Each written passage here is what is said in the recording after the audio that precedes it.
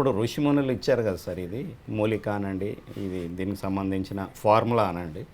So ఇది ఆస్తమాకి అన్నట్టుగా అంటే అట్లా ఏమన్నా ఫిక్స్డ్గా వచ్చిందా, లేకపోతే వేరే వాటికి కూడా ఇది పని చేస్తుంది? వేరే వాటికి దేనికి కూడా పని చేయదండి. ఇందులో మంచి క్వశ్చన్ ఏంటంటే చాలా మటుకు కూడా వేరే వాటికి కూడా పని చేస్తూ వాళ్ళకు కొంచెం తెలిసి తెలియక వస్తారు కదా, వాళ్ళకు తెలియదు అనమాట.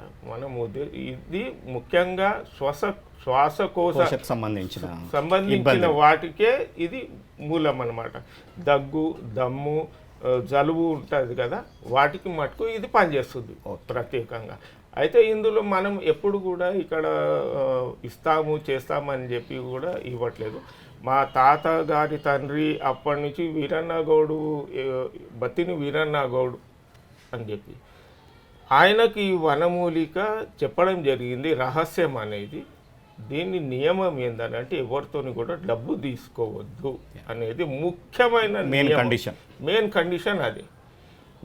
మేము మా తండ్రుల అప్పటి నుంచి కూడా చూసుకుంటూ వస్తున్నాం. ఎవరైనా కానీ కూడా ఎవరికైనా డబ్బు ఇచ్చినా కానీ కూడా అది పనిచేయదు.